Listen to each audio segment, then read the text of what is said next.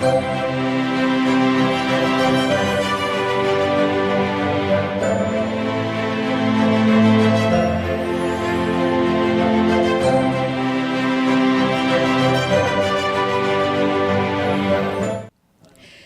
les bendice, muy buenos días. Hoy es viernes, primer viernes de febrero y nos encontramos aquí en Despertar, un espacio diseñado y creado para que dejemos la vida rutinaria en Cristo, la monotonía, la religiosidad y tengamos un verdadero despertar en Cristo.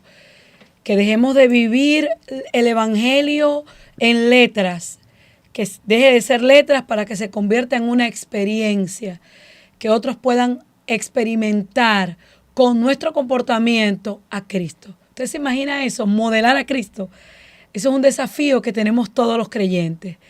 Gracias a todos los que se conectan, sean bienvenidos en este tiempo. Como siempre, el primer viernes de cada mes nos vemos para tocar temas interesantes, para contrastar lo que dice la palabra.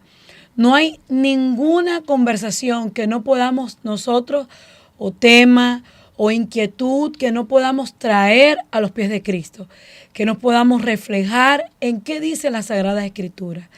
Hoy tenemos un tema interesantísimo porque soy narcisista y no lo sé. Bueno, pero tengo aquí a mi lado a mi hermana Dalkis de Durán, que me acompaña hoy para dilucidar este tema. Porque Dalkis, además de ser una mujer de fe, es psicólogo y conoce el comportamiento humano y sabe de qué es lo que dice, qué dice la ciencia con respecto a la conducta humana. Dalkis, bienvenida, mi hermana. Bendiciones, muchas gracias por invitarme a tu espacio tan interesante, que tú siempre traes unos temas como que nos ponen a pensar. Esa es la idea. Y saber nosotros si somos narcisistas, Dalkis, pero comienza con esta que hablábamos nosotras antes de comenzar el programa. De antemano les saludamos a los que ya se están conectando. Recuerden que nos pueden escribir al 829-889-4712 si se conectan de otras latitudes, pero si están aquí en República Dominicana, 809-567-7675. Además, en los comentarios déjenos poco a poco, si usted ha escuchado hablar de narcisismo, Dalkis, ¿qué es una personalidad narcisista? ¿Qué dice el comportamiento humano? ¿Qué dice la ciencia de esto? Bueno, este rasgo de la personalidad, que quizás todos compartimos en cierta manera, porque de manera sana podemos tener un poquito de narcisismo. Es eso que a mí me gusta, que en algún momento me reconozcan, que me digan qué bien lo hiciste. Ajá. Ese amor propio. Sí. Pero cuando hay un desequilibrio en ese amor propio, entonces yo me centro solamente en mí, que es de donde viene la palabra narcisista. Es de una historia griega que viene de un príncipe que él nace, y cuando lo ven es tan bello que le dicen, mira, si él no se llega a ver su rostro, él va a ser, puede ser que tenga una vida larga. Ok. Porque era tan bello, tan bello. Pero luego Narciso dice que fue creciendo y se da cuenta que en el agua puede verse. ¡Ay! Cuando se ve, se enamora de sí mismo. ¡Wow! De tal manera que Narciso no quiere hacer otra cosa que estarse contemplando a sí mismo. Y dice que murió ahí contemplándose, mirándose, se angustiaba, porque nadie puede estar centrado en sí mismo de una forma como pensando que no necesita a los demás, que no debe ver el mundo que le rodea, que no disfruta lo que los demás hacen. Entonces, eso le pasó a Narciso. De ahí viene la palabra narcisista. Es un rasgo, como te digo, de la personalidad que de alguna manera todos en algún momento podemos compartir. ¡Wow, qué linda estoy hoy! Pero exacto. Si yo me centro en que solamente linda soy yo, que hermosa soy yo, que los demás que están a mi alrededor son personas que no me dan ni por los tobillos. Ajá. Entonces podemos verlos también en algunos otros aspectos de la vida. Vamos a suponer en el servicio. Ok. Podemos encontrar personas narcisistas que sirvan, sí, pero lo hacen para ellos engrandecer que son serviciales. Exacto, como para que le coloquen el cartel, mírame, aquí estoy, yo soy el número uno, el que más sirve. O sea, el que más, bueno. Una de las cosas que yo estuve leyendo, porque es como decimos en este espacio, ¿verdad? Que Efesios nos habla en la carta de los Efesios 5:14, que yo despierta tú que duermes, ¿verdad? Y te alumbrará el Señor. Y hay cosas que nosotros vemos que decimos, pero ¿cómo podemos traerlo a la palabra? Por ejemplo, en este caso, ¿cómo una personalidad o rasgos, porque tú me lo decías cuando comenzamos a hablar del programa, de hablar de este tema, tú me decías, Eliana, una cosa son los rasgos y otro es cuando ya se vuelve enfermedad, cuando ya es un problema real. Y yo conseguí personajes bíblicos narcisistas, muy intensos. Y creo que la palabra nos habla bastante acerca de no tener estas actitudes. Cuando nos dice en Romanos 12:3, nadie tenga de sí mayor concepto del que debe tener. Así es. Es decir, sí, yo soy un hijo de Dios, soy un linaje escogido, amén, un real sacerdocio, pero no para andar por encima de los demás. Excelente. No para pisotear a los demás, porque un rasgo de esta personalidad es ese rasgo de superioridad. Es decir, no, porque si yo soy el líder, el grandioso, el apóstol, el maestro, pero en el Evangelio no es para tú engrandecerte, sino que te dice que tú debes ser servidor de los demás. Entonces, esa necesidad de admiración, hice algo, pero no me lo reconocieron. Pero eso me duele bastante. Porque a veces sí, uno puede sentirse y decir, wow, mira, también que yo trabajé en tal cosa y no me dijeron nada y ya pasó. Correcto. Pero es cuando cuando el pensamiento se vuelve más como una condición y más, ¿cómo se llama? Desgastante. Oye, no me lo dijeron, no me hablaron, no me tomaron en cuenta, no estuve allí. Y una vez yo, hablando con un pastor de este tema, nosotros viendo las características, sabes, que es controlador, que le gusta llevar el protagonismo, como lo decías hace un momento, pero ¿puede realmente un narcisista desarrollarse dentro de la iglesia? Pregunta difícil. Creo que es difícil, pero al final si nos damos cuenta y nos vamos a los personajes bíblicos, podríamos decir que el primer narcisista fue el diablo.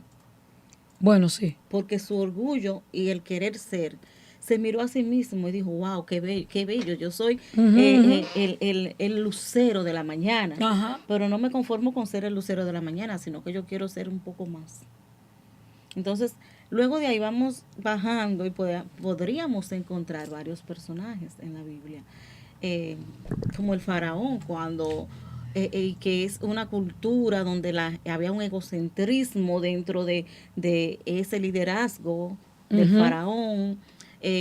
Tú dirías, bueno, y dentro de los que son cristianos, podríamos, del que conoció, que viene quizás de los judíos, bueno, yo diría Saúl tenía un poco de estos rasgos, porque él decía, no, yo puedo hacerlo. ¿Qué Samuel? Ni Samuel, déjame ofrecer el sacrificio, porque ¿y qué tiene Samuel que no tenga yo? Que no tenga yo. ¿Por qué lo puede hacer él y no yo? Entre las cosas que yo busqué, ciertamente, mira, tú nombraste a los faraones. Los faraones tenían un estilo de vida. Por eso ese pasaje bíblico cuando dice que Dios endurecía el corazón, Dios no tenía nada que endurecer. Ya él estaba más que entrenado para ser duro. Porque dentro de la monarquía o dentro de los imperios, los que van a gobernar ya son ministrados de muy pequeños ante ciertas circunstancias que no pueden ceder. Entonces, ese pasaje bíblico, de hecho, teológicamente se ha tratado este punto, y era difícil que Dios endureciera el corazón de alguien que ya estaba endurecido. Simplemente Dios iba a forzar con él, nada más y nada menos. El faraón iba a forzar con Dios y Dios iba a forzar con faraón. Evidentemente la lleva de perder el faraón, porque ocurre todo lo que ocurre, pero con respecto a Saúl, mira, conociendo lo que ya Dios había hecho por el pueblo de Israel, no de una forma como nosotros, ¿verdad? De cierta forma escrita y todo esto, porque recuérdense que en aquel tiempo era más por historia, era más por oír lo que Dios hizo, lo que Dios hizo. Es como la historia nuestra en nuestros países. Hay historia, la historia de la independencia de Venezuela, más es de lo que uno escucha, porque realmente uno no tiene tanto acceso a rollos, las primeras guerras, los movimientos independentistas, igual que aquí. Pocas personas tienen la oportunidad de ver, por ejemplo, el acta de independencia, ese acuerdo firmado, ese acuerdo fue físico, pero nosotros lo escuchamos cómo se dieron las cosas. De esta manera yo sé que, yo tengo un personaje por ahí que vi, Jezabel, Sí. dímelo. Bueno, creo que aunque se trabaja más o se enfoca más que el narcisismo corresponde más a los hombres, hay mujeres narcisistas, hay mujeres que viven por la belleza, para la belleza de sí misma, para el ego de sí mismo. Y Jezabel es una mujer que quería todo sin importar a qué costo, que es un rasgo narcisista. También podemos ver esa fantasía de éxito y poder en las personas. Es de que yo quiero o yo voy a hacer por encima de todo el mundo. Y se ven a sí mismos como con ese liderazgo, aunque no sea el tiempo, aunque no sea el momento, pero ellos se ven en escenarios grandiosos. Que creo que lo que le pasaba a Jezabel, ella misma se vislumbraba como la persona que tenía el poder de adquirir todo lo que ella quisiera. Sí, y tenía un esposo, un marido muy complaciente, incluso se lee pues en la palabra que la que tenía el anillo de sellar las cartas, los edictos, las proclamas del rey, o sea, era ella. Y eso habla de un tema de poder muy amplio, porque el que gobernaba cada edicto era como que si era el rey que se paraba y lo decía. Realmente no se hacían esas conferencias o asambleas de personas, simplemente se desarrollaban el edicto que decía que era lo que el rey quería, y en este caso el sello era lo que decía que era la firma, ¿verdad? Porque el sello era el escudo que representaba ese gobierno. Lo pasaban por la cera de la vela y eso sellaba. Y el documento no se podía abrir hasta que llegara al momento de las manos que lo leía para la ejecución.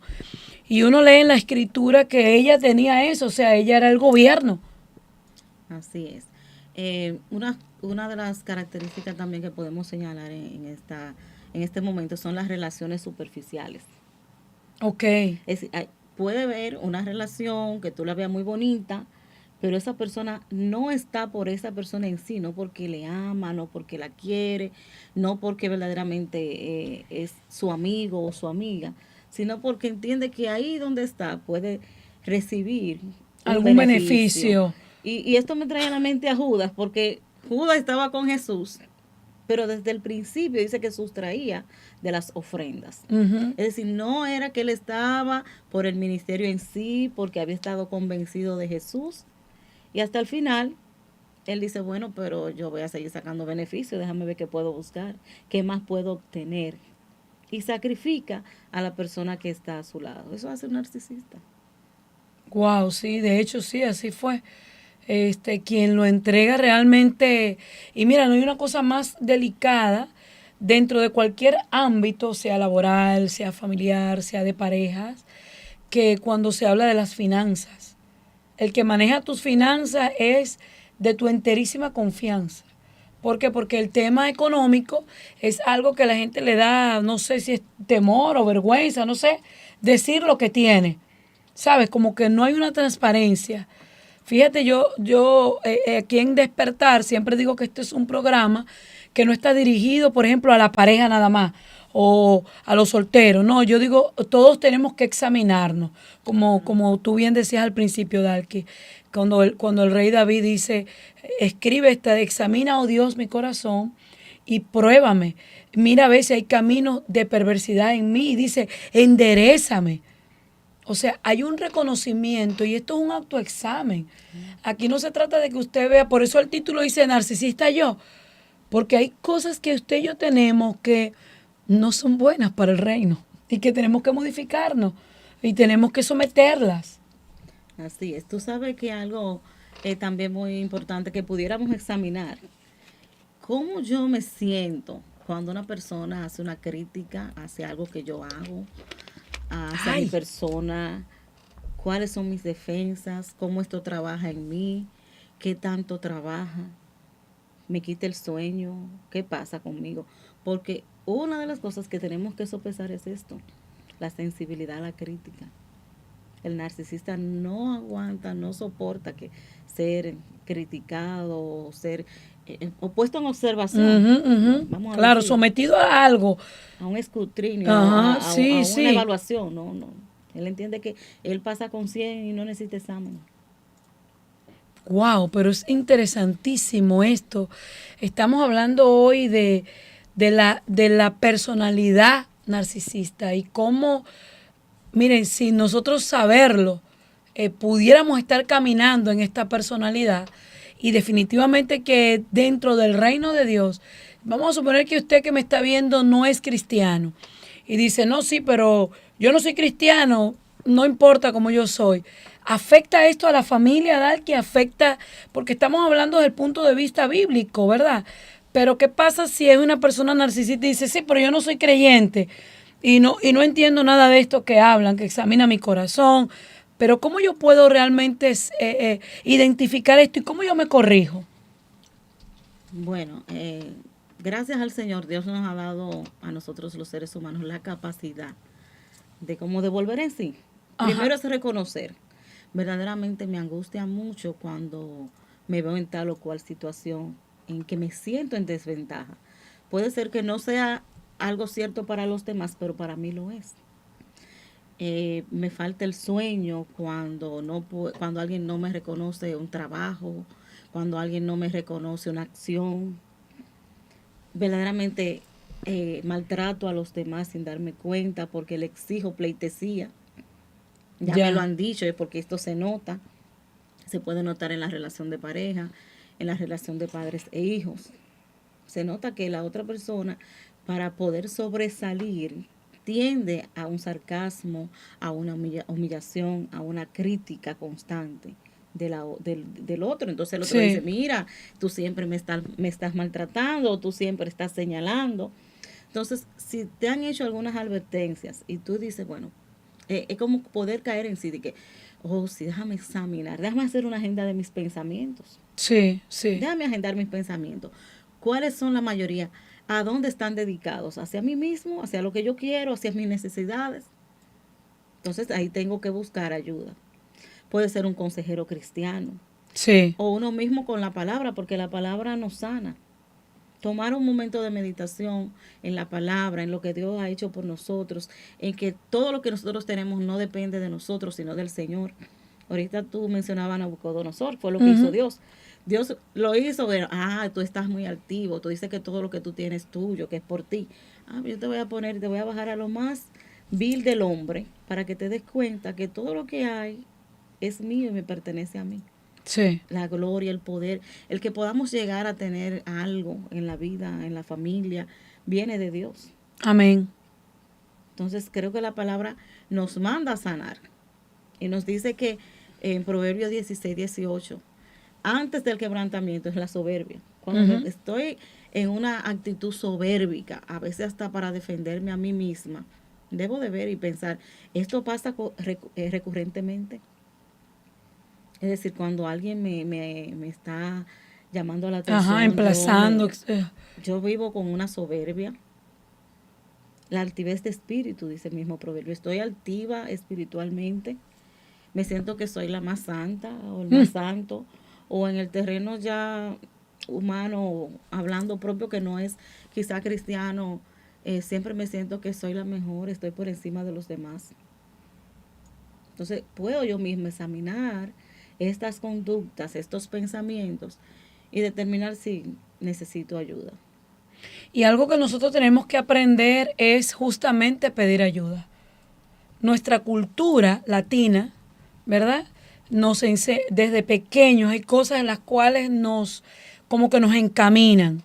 Por ejemplo, pedir perdón no es algo que nos enseñan desde pequeños, sino que tú te equivocaste, te diste cuenta, estás consciente, pero nadie te dice a ti, mira, le faltaste a tu hermano, mira, o mira, le gritaste a tu papá, esto no se hace, o mira, con un compañero. Entonces, yo lo he notado mucho, la verdad que sí, Dalki, la falta de perdón de las dos direcciones, porque el perdón no es una sola ruta, el perdón tiene dos direcciones. Yo debo reconocer que todos los días a alguien yo lastimo. Pudiera ser intencional o pudiera ser sin darme cuenta. Yo debo reconocer mis actos, tanto pedir perdón como perdonar. Más se nos pudiera decir que si alguien nos habla de perdón es para que alguien nos pida perdón. Pero raras veces somos enseñados a pedir perdón. Y lo otro es a pedir ayuda. Así es. Y esto no solamente con cristianos, los no creyentes también. Cuesta que alguien tenga un problema, tenga una situación, no vea la salida. Un ejercicio que siempre hacía la que me formó a mí en el Evangelio fue mi tía Eunice. Y cuando yo le planteaba algún problema, tenía yo 12 años, 13 años, ella siempre me decía, Eleana, Dios está viendo la situación desde arriba. Y me decía, imagínate, tú estás arriba y tú ves la hormiga. Y sabes que las hormigas realmente se comunican, ¿verdad? Cuando se encuentra una hormiga con la otra. Me decía, imagínate que tú eres la hormiguita en la situación con la hormiguita y tú eres Dios. Mira cómo se ve de pequeño. Mira cómo se ve de fácil. Y siempre mi tía me hablaba de estas cosas y yo veía los problemas como cosas pequeñas. Lo aprendí a ver así por ella. Claro, conforme uno va creciendo, va viendo que los problemas como que están a mi tamaño. Pero ciertamente dar que pedir ayuda yo creo que por ahí tenemos que comenzar. Sí, a veces lo más difícil es hacer la conciencia de que tenemos una situación, que estamos delante de algo que nos ha quitado la paz, que nos quita quizá el deseo a veces hasta de vivir, porque verdaderamente no es que una persona a veces busca ayuda y dice yo soy narcisista, no. Va por otro tipo de condición. A veces va por ansiedad, por depresión, es decir, se liga con otros tipos de trastornos. Correcto. Entonces cuando uno va y dice, ok, pero ¿qué te hace sentir así, tan ansioso? ¿Qué te hace sentir tan depresivo? Y es porque quizás no ha logrado ponerse en el estatus que él espera que debería estar. O sea, que hasta desgastante es, ¿sabes? O sea, la condición. Entonces, para que tengan de los que se están conectando ahora, ¿verdad? Porque siempre hacemos como un F5, un refresh. Estamos hablando de la personalidad narcisista. Y hemos identificado varias características: egocéntrico, búsqueda de admiración o de ese reconocimiento, falta de empatía, dureza de corazón, manipulación, controlador. O sea, vaya examinándose, imagínese un espejo con cada palabra. Y no queremos decir con esto, ¿verdad?, condenarlo, decirle, no hay esperanza. Sí hay esperanza. Por eso estamos aquí en Despertar, porque buscamos justamente una experiencia que nos saque de esa rutina o de esa palabrería y que realmente podamos caminar y modelar a Cristo. Que sea una palabra que nos transforme, que veamos posible. En Dios todos tenemos oportunidades. De hecho, Él tiene la primera y la última palabra de su vida y de la mía la tiene el Señor. Así es. Y creo que el antídoto mayor para nosotros los cristianos, en contra de estos rasgos de la personalidad, está en Filipenses 2:3, que dice, nada hagáis por egoísmo o vanagloria, sino con humildad y considerando a los demás como superiores a nosotros mismos. Ese es un examen. Claro. Ese es un examen para nosotros como cristianos. Lo que hago para el Señor, o lo que hago en mi trabajo, o lo que hago en mi familia, ¿cómo yo lo considero? ¿Lo hago para mí mismo? Exacto. ¿Qué puntaje le doy? ¿Cómo yo valoro eso? Y además de eso, ¿y qué persigo realmente? Sí, por eso la palabra habla de que el Señor escudriña las intenciones de nuestro corazón. Y creo que nosotros mismos también debemos de a veces hacernos esa autovaloración, ese autoexamen. Yo estoy sirviendo, pero ¿por qué estoy sirviendo? ¿Qué persigo? ¿Qué me motiva? ¿Qué me mueve al servicio en la iglesia? ¿Qué me mueve a hacer las cosas? Sí.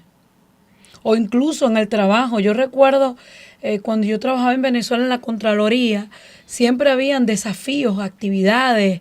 Y yo recuerdo en una oportunidad, íbamos a hacer una caminata recreativa. Y yo decía, habían personas que eran fáciles para colaborar. Igual cuando hicimos un proyecto de reciclaje, bellísimo, incluso se convirtió como en una bandera de la Contraloría, el programa de reciclaje. Sin embargo, yo me encontré con funcionarios que, Eliana, me dijeron que el papel debía ser, porque no, para reciclar hay ciertas condiciones. Por ejemplo, el papel tiene que estar limpio, aunque sea papel que se vaya a desechar. O sea, no debe tener grasa. Y me acuerdo, nunca, o sea, nunca lo olvido porque me dijeron que el papel debía estar limpio. Le dije, sí, tiene que estar. Y él agarró lo que quedaba del café y se lo echó al papel. O sea, ya no sirve. Y yo, no, ya no sirve, le dije. O sea, Bastante gráfico. muy gráfico. O sea, hay personas de verdad que a veces nos moldean, nos ayudan. Y yo siempre procuraba, yo decía, ay Dios mío, ayúdame, porque a veces es difícil uno enfrentar cosas así y uno dice que no salga esta personalidad extraña, ¿verdad? Este fuego extraño. Y creo que para poder validar un poquito más esa parte que tú dices, este mismo texto que estamos hablando de Filipenses 2:3 es considerar a los demás como superiores a mí mismo. Cuando estoy en una situación, aún sea de algo que no estoy de acuerdo con el otro, o que me siento como que el otro me está probando, como tú dices en esta ocasión, yo debo de entonces decir, espérate, déjame yo ver al otro como superior a mí. ¿Qué hace eso? No es que para que abuse, no es, esto me da a mí como una cualidad de respeto hacia la otra persona. Bien.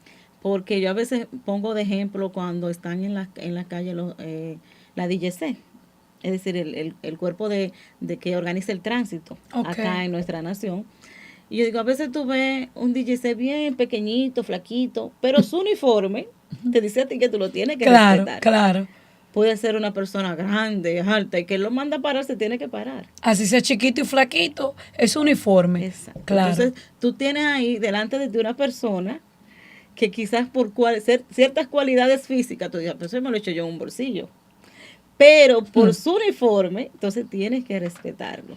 Entonces, así mismo uno debe de aprender a ver a los demás como superiores a uno mismo, sin importar muchas veces el lugar que uno ocupe, dentro o fuera de la iglesia. ¿Puedo usar, bueno, es una pregunta, bueno, que quizás se responda por sí sola, pero claro, estamos hablando en el punto cuando la persona simplemente tiene rasgos, ¿verdad? En su personalidad, pero difícilmente si ya es como un trastorno, o sea, como que si es una enfermedad. Pero ¿puede una persona realmente superar esto, Dalki? O sea, ¿puede una persona superar todo esto del narcisismo? O sea, ¿puede como restaurarse, o mitigar el rasgo? ¿Cómo se hace en ese caso? Bueno, mayormente es mitigar los rasgos. Ok. Si ya es un trastorno en sí, porque cuando hablamos ya de un trastorno, estamos hablando casi de una condición. Ok. Y verdaderamente nuestras personalidades son condiciones. Es decir, yo no puedo cambiar quién soy. Quien yo soy en esencia. Claro. Pero me gusta mucho ver la palabra y examinarla y darme cuenta que aún en la palabra nosotros tenemos una esperanza de que sí el Señor puede transformarnos. Fuera de lo que es la palabra, ya en la ciencia, podemos mitigar un poco la situación. Claro. Comenzamos a trabajar lo que mayormente es terapia cognitiva conductual, es decir, cambio mis pensamientos, entonces como voy cambiando mis pensamientos, cambio mi conducta. Por supuesto. Es decir, primero hago un análisis, acepto que tengo una condición y luego cómo trabajo esta condición. Y según las personas van trabajando ejercicios y van trabajando aceptación mayormente de las demás personas, porque acuérdate que al estar ensimismado en sí mismo, se le hace como tan difícil relacionarse con los demás. Ahí comienza un cambio. Comenzamos a trabajar lo que es la gratitud en ellos, de la vida, de ver que hay muchas personas a su lado que lo apoyan, que están con ellos, que no están con ellos simplemente por el mero hecho de que lo que ellos son. Claro. Y hay otros que definitivamente son irreversibles, o sea, que quedarán como quedarán. O sea, porque en esto está, es lo que siempre hablamos. La única persona que tiene la potestad de transformarme a mí soy yo. Porque si yo no permito que la palabra de Dios actúe en mí, no hay forma. Y esa es otra cosa, Dalkis, que uno tiene. La idea de que uno tiene el poder de cambiar a otro. Y lo primero depende de mí. Si yo dejo que la palabra realmente haga el efecto, evidentemente la ayuda, y eso lo he aprendido mucho con los psicólogos con los que tengo la oportunidad de estar en la iglesia, al igual que con los pastores, que es que me dicen, si no pide ayuda, no le insistas porque no está viendo la necesidad. Tú la estás viendo, tú lo percibes, pero la otra persona entiende pues que está bien y que puede seguir funcionando así, aunque su entorno dé señales de que algo no anda bien o de que hay personas que digan de su conducta, salgan agredidos, salgan maltratados, o a veces uno se da cuenta porque te quedas solo. Ajá, voy al cine con nadie porque la gente dice, no, ya va, pero si voy con Eleana, escoge la película, compra lo que ella quiere comer. O sea, no hay una libertad. No hay libertad. Sí, verdaderamente que las relaciones con personas con narcisismo es difícil. Y son difíciles mayormente porque el que está de fuera no se da cuenta de lo que está pasando en el círculo de adentro. Porque son personas que se venden como personas muy grandiosas, muy perfectas, compran a los demás. Sin fallas. Si tú tienes una amiga y esa amiga está con una persona narcisista, lo más probable es que tú le digas, pero mi hija, pero si tú te has sacado la lotería con ese hombre es espléndido, ese hombre es porque se vende así, pero cuando la persona está adentro, que se siente a sí mismo, como tú dices, sin libertad de ser, de existir, de que sea también, espérate, pero en algún momento también yo quiero respirar, nada más. Exacto. No respires tú por los dos. Ajá, y yo también quisiera opinar de repente hoy, no sé, no quiero comer pasta, quiero comer arroz. Y tengo a esta persona. Yo creo que sí, lo he vivido, lo he visto. Lo he visto sobre todo en parejas y en compañeros de trabajo. Yo tuve una jefa que era así, todo giraba alrededor de ella y era realmente, laboralmente era ejemplar. O sea, yo no puedo decir que no era eficiente su gestión, por el contrario, era extraordinaria, pero a nivel personal, pues no se daba cuenta de ciertas cosas, de que si no era en torno a ella, había un fracaso. Y no siempre todo debe girar alrededor de usted o alrededor de mí.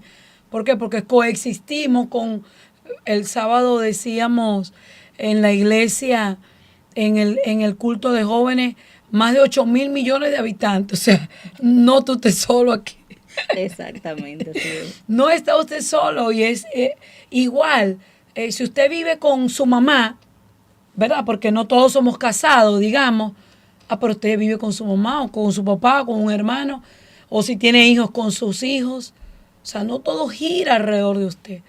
Y hay que puntualizar que este tipo de comportamientos o este tipo de personalidad o estos rasgos muy marcados de esta personalidad daña al otro, lo asfixia, lo somete y la otra persona pierde sus libertades.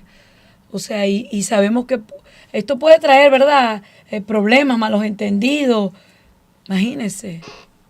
Así es, y que mayormente a veces para yo brillar, opaco. Entonces, como yo lo que deseo es brillar, vivo minimizando, opacando, ¿no? Porque tú no sabes hacer eso, tú no puedes hacer aquello, es que tú no sirves para esto. Mira que yo sé que lo sé hacer bien. Entonces, eso trae consigo las roces entre las relaciones. Claro. Y maltrata la autoestima de las personas que están a su alrededor.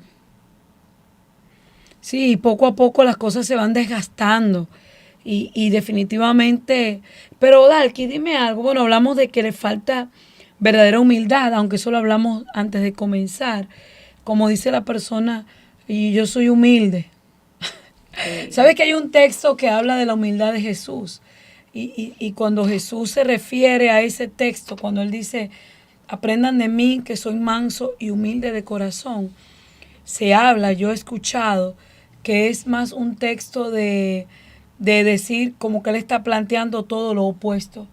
Teniendo el poder de hacer muchas cosas, me someto a. Y cuando yo aprendí esto, que lo aprendí a nivel teológico, yo dije, mira, pero ¿cuántas veces enseñamos este texto y lo enseñamos de la manera equivocada? Porque cuando Jesús dice, aprende de mí que soy manso y humilde de corazón, era para poner en contexto su supremacía, su majestad, el poder que tenía siendo Dios, 100% Dios, 100% Dios, se sometía 100% a lo que el hombre dijera. Y cuando lo someten con Pilato, que era el gobernador en ese momento, ¿verdad? Que era la máxima autoridad, él le dice, no tienes tú el poder sobre mí, sino el que te han dado. O sea, él deja en claro que él era el rey del universo. Pero me pusieron delante de ti como un peón, como un esclavo. Perfecto. Tú tienes el poder que te han dado. Oye, hay que ver que esto es grande, Dalki. Si nosotros pudiéramos entender y sobre todo poner en práctica esta humildad. Claro, porque la humildad es mayormente una actitud del corazón. Por eso es que el Señor dice que soy manso y humilde de corazón. No es lo que yo pueda mostrar, no es lo que yo pueda hacer o dejar de hacer. Es dentro de mí esa motivación que me lleva al servicio. A ponerme por debajo. Y Jesús, como claro ejemplo, como tú dices, dejar o poder someter todo su poder para servir, eso es humildad. Amén. ¿Puedo yo someter lo que yo creo que soy? La profesional que yo creo que soy, ¿puedo someterla? Cuando yo estoy con personas que quizás tienen menos conocimiento, ¿puedo sentarme a escuchar y aprender de otros? ¿O me creo que ya yo lo sé todo? Entonces es una actitud del corazón. Y si te decía que una vez estábamos en un estudio bíblico y teníamos un compañero de estudio que él decía, mire, yo soy el más humilde. Pero que él lo decía constantemente. Claro, claro. Yo soy humilde, que usted no sabe lo tan humilde que yo soy. Entonces decía, ya, desde que lo dijo. Ya. Sí, porque generalmente uno no anda en la calle, mira, porque yo lavé la ropa. Exacto. O yo me bañé. No, hay cosas que se notan, ¿sabes? Y buena manera de traer este texto o esta característica de Jesús expuesta en el texto bíblico acerca de su humildad. Porque su humildad era justamente eso, teniendo todas las características, todo el poder. El Señor decide, mire, y hágalo a sí mismo. Nosotros no tenemos, bueno, ni una palabra o una modismo venezolano, decimos pelusa de ombligo para decir que no valemos nada. Nosotros no valemos nada. Ni usted ni yo tenemos nada, sino lo que Dios ha puesto en nosotros. Entonces, que sirva, ¿verdad? Esto para aprender, para examinarnos. Sí, creo que lo más importante para todos nosotros, mayormente el pueblo de Dios, es buscar la manera de cada día acercarnos más al Señor. Amén. Y poder decir, como dijo Pablo, Gálatas 2:20, Pablo es humildad. Hablando de personajes humildes, claro, nombremos al apóstol Pablo. Sí, pero Pablo se refería mayormente a cómo le había tenido que ir sacrificando esas cosas que estamos hablando en el día, en este día. Ya no vivo yo, más vive Cristo en mí. Es decir, yo he tenido que ir suprimiendo. Claro. Es decir, que podamos ir suprimiendo ese ego, sí, que de hecho hemos heredado del pecado. Sí. No podemos escondernos y decir, no, porque yo no. Ahí caemos otra vez, que soy muy humilde. Sí, que soy la más santa, que tengo la más unción, que yo no haría. Eso es una cosa que generalmente nosotros caemos a veces sin darnos cuenta, y es la ligereza de juzgar.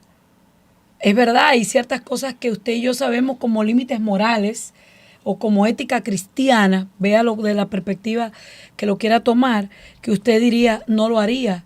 Pero si alguien que usted conoce cayó en cierta condición, no se cree usted por encima, porque también el apóstol Pablo, hablando de, siempre hay un texto que cuando el apóstol Pablo lo agarraban los judíos, sacaba su genealogía, no, nacido en tal, de la tribu de Benjamín, y sacaba aquel currículum. Y cuando lo agarraban los romanos, decían, no, porque yo, de Roma, de tal lado, o sea, tenía una destreza humana, obviamente la vida estaba en peligro. Y bueno, cuando usted está en peligro, usted va a sacar su destreza humana, ¿verdad? Esa capacidad que tenemos de cuidarnos, de sobrevivir o de supervivencia, que era lo que tenía el apóstol Pablo. Pero nosotros tenemos que aprender a no juzgar con ligereza la caída, la falta, el pecado, el error de otros. Porque quizás usted y yo somos peores y simplemente no nos queremos dar cuenta. O nos queremos dar cuenta, o nos damos cuenta, pero decidimos callarlo. Y hay cosas en las cuales caemos. Yo recuerdo a mi pastor de Venezuela, siempre decía que nosotros tenemos que pedir perdón todos los días porque a alguien dañamos. Yo lo decía al comienzo del programa. Y recuerdo siempre las personas en la iglesia salían en controversia. No, el pastor dice esto, pero no es así, yo no soy así. Pero sí somos. Claro, no quiero decir con esto que usted va con alevosía a dañar a otro. Porque si usted lo hace con alevosía, si usted lo maquina, la maquinación es de las tinieblas. Nadie maquina lo bueno. El que hace maquinaciones, hay problemas. Pero a veces sin intención, usted lo hace, pues reconózcalo. Si lo hace con intención, pues reconózcalo 2 veces. Claro, y la parte creo más importante hacia el cambio es cuando yo veo que la palabra me dice, y el que robe, no robe más, sino que dé. Entonces, haga lo contrario a lo que muchas veces quizás a usted le causa angustia. Es decir, si lo que me causa angustia de mi personalidad, en este caso sería someterme a que otros me sirvan. Entonces déjame yo bajar un poquito más, o yo no sé servirle a los demás, déjame bajarme un poquito más, hacer servicios donde yo no esté esperando nada a cambio. Donde vamos a hacer servicios de oración, vamos a hacer servicios donde no voy a tener ningún tipo de reconocimiento. Perfecto. Para ir sanando esas áreas que me están haciendo como a veces perder hasta la comunión, como digo yo, porque cuando uno dice, no, porque mira, a veces hemos escuchado personas, yo que estoy en tal ministerio, en tal situación, y ni siquiera me han dicho gracias, me han reconocido. Eso quiere decir que usted tiene que seguir sirviendo en esa área. Claro. Y no ser visto por nadie. Para no ser visto por los hombres, sino por el Señor. Para ser reconocido por Él. Algo que también hay que tener claro cuando hablamos del ministerio de Dios, cuando usted ha sido llamado para servir en la casa de Dios, sea la posición que sea, dice la Escritura que todo lo que usted considere que ha perdido, y dice padre, madre, casa, hermano, lo que sea, tenga la seguridad que Dios es el que lo va a recompensar. Y el llamado de Dios o el trabajo en la obra de Dios no produce cansancio. Si hay algo que yo he aprendido y lo he experimentado, en Venezuela nosotros trabajábamos, yo me atrevo a decir que un poco más, porque las condiciones allá, por ejemplo, la escuela bíblica que nosotros hacíamos allá, no era la escuela bíblica como podemos hacerla aquí, en condiciones, tengo que decirlo, más cómodas. Allá nosotros no hacíamos una escuela bíblica, nosotros hacíamos 5 y 6 escuelas bíblicas, y no las hacíamos en lugares así, no, eran en zonas rurales. Nosotros llegamos a hacer una donde tuvimos que cruzar un río para llevar la palabra. ¿Por qué? Porque el que era mi pastor allá entendía que lo más fácil que ocurre es en una plataforma de un púlpito, en un lugar cómodo. Pero él decía, ¿quién va allá en Venezuela, por donde yo vivía, en Monagas, hay tribus, etnias? Y mi tío decía, ¿y quién va a ir a hablar con los guaraos? Los guaraos de esa etnia, que de hecho tienen un lenguaje. Y uno buscaba un intérprete. Se hablaba con el jefe de la tribu y se tenía acceso a predicarle. Pero cuando hacíamos comida, hay una zona que se llama Moricha el Largo, que es bastante rural también, retirado. Todos esos niños el piso no era de tierra. porque eran zonas inhóspitas, ¿verdad? Aunque ven comunidades. Entonces, yo digo, aquí en el trabajo nosotros vamos un poco más cómodos. Sí. Yo lo veo así, yo lo percibo así. ¿Por qué? Porque cuando están llenas de mosquitos, tu servicio como que te da más en la piel, y eso es lo que tenemos que hacer. Tenemos que despojarnos muchas veces de querer servir solamente como en situaciones bonitas, como bien. Claro, es que es más fácil. Es más fácil hacer las cosas, en primer lugar, cuando hay personas que te admiran, Ajá. cuando hay comodidad, cuando está toda la provisión que tú necesitas ahí. Sí. Es mucho más fácil servir. Pero volvemos a la actitud del corazón, porque quizás Dios nos lleve en algunos momentos a lugares cómodos. Pero ¿cuál es mi actitud de corazón cuando me lleva a esos lugares cómodos?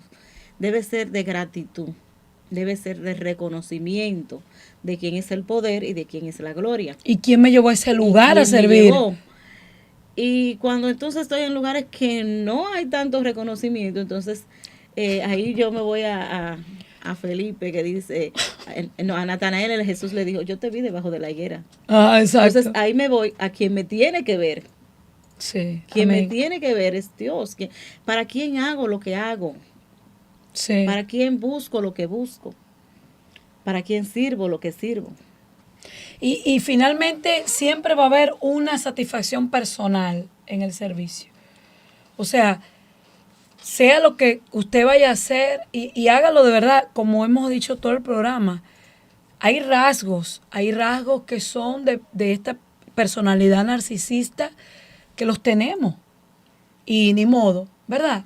Pero no quiere decir con esto que usted va a desarrollar más bien más y más rasgos. O sea, si un rasgo es algo que se le ve, ¿verdad? No queremos que usted lo desarrolle que se le vea demasiado. Nuestra intención es que nos analicemos, como Dalkis lo hizo cuando hablamos del tema, como yo lo hice, y buscando y viendo qué hay en mí, Señor, y cómo yo quiero mejorar para poderte servir así en esos lugares, sea que sirvamos aquí o sea que Dios nos lleve, no sé, en una comunidad, no sé, en Bávaro, no sé, en Miche, se me ocurre, en Constanza, que hace frío, y que nosotros tengamos esa misma gentileza y que muera ese rasgo para que brote el fruto del Señor. Conclusiones, Dalkis, ya para cerrar. Bueno, me gustaría concluir con el mismo texto que comencé. Romanos 12:3. Nadie tenga de sí mayor concepto del que debe tener. Amén. Eso es lo saludable. Eso es lo saludable. Y Gálatas 2:20. Tratemos de que cada día más viva Cristo en nosotros. Wow, excelente.